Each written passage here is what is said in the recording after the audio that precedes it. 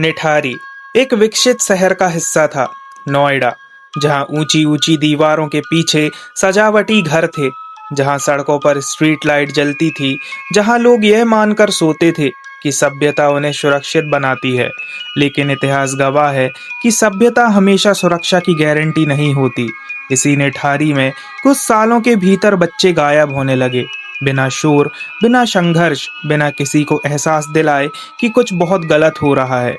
और यही इस कहानी की सबसे खतरनाक शुरुआत थी। साल 2004 से 2006 के बीच निठारी और आसपास के इलाकों से एक के बाद एक बच्चों के गायब होने की खबरें आने लगीं।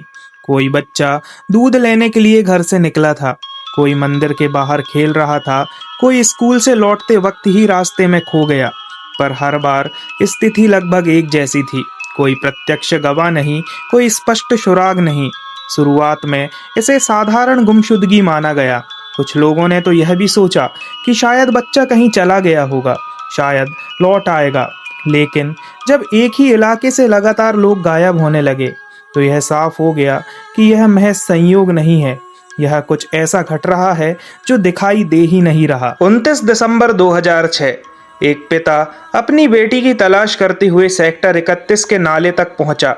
उस नाले की मिट्टी बाकी जगहों से अलग दिख रही थी, थोड़ी उखड़ी हुई, थोड़ी अस्वाभाविक। जब खुदाई शुरू हुई तो जो सामने आया उसने पूरे देश को स्तब्ध कर दिया। एक शव नहीं, दो शव नहीं, मानव खोपड़ियां, बिखरी हड्डियां, बच्चों के कपड़ों के टुकड़े, एक के बाद एक। वो नाला अब सिर्फ एक गंदा पानी बहाने की जगह नहीं था, वो एक सामूहिक कब्र बन चुका था। और इन अवशेषों की दिशा सीधे इशारा कर रही थी पास ही स्थित एक घर की ओर, बंगला नंबर D5। बंगला D5 दिखने में किसी भी दूसरे घर जैसा था। ना कोई अजीब सजावट, ना कोई डरावना माहौल। इस घर में रहते थे मोनिंदर सिंह पंठेर, एक पढ़ा लिखा संपन्न व्यक्ति, और उसके साथ रहता था उसका घरेलू नौकर सुरेंद्र कोली। जांच आगे बढ़ी, पोस्टमार्टम रिपोर्ट आई, DNA परीक्षण हुए, फॉरेंसिक टीम ने हर कोने को खंगाला और धीरे धीरे एक भयावह तस्वीर उभरने लगी। सुरेंद्र कोली ने कई हत्याओं के बारे में बयान दिए। उसकी बातों में ना डर था, ना ही उत्तेजना। वह जिस शांति से इन घटनाओं का वर्णन कर रहा था, वही शांति सबसे डरावनी थी। निठारी के मामले एक एक करके अदालत तक पहुंचे। कई मुकदमे, कई पीड़ित, कई सुनवाइयां।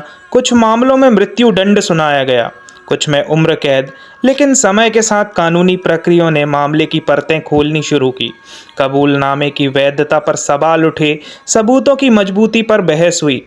अदालत ने भावनाओं से अलग हटकर कानून के आधार पर निर्णय लिया। कुछ फैसले बरकरार रहे, कुछ पलट दिए गए। और यही निठारी एक साधारण अपराध कथा से एक जटिल कानूनी इतिहास बन गया।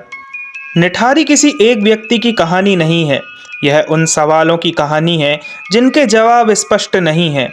यह उन परिवारों की कहानी है जिनके लिए कोर्ट का फैसला दर्द को ख़त्म नहीं कर पाया। और यह उस समाज की कहानी है जो यह मानता रहा कि आधुनिक होना पर्याप्त है। निठारी याद दिलाता है कि अपराध हमेशा जंगलों में नहीं होते, कभी कभी वे हमारे बनाए हुए सुरक्षित शहरों में चुपचाप पनपते हैं। निठारी का केस आज भी किसी हॉरर फिल्म की कहानी नहीं है, वह एक वास्तविक घटना है, जो एक अधूरी सच्चाई और एक अध्याय जिसे समझना आसान नहीं, क्योंकि कुछ अपराध सजा से नहीं, याद से खत्म होते हैं। और निठारी आज भी याद है, और यही था निठारी का आखिरी सच।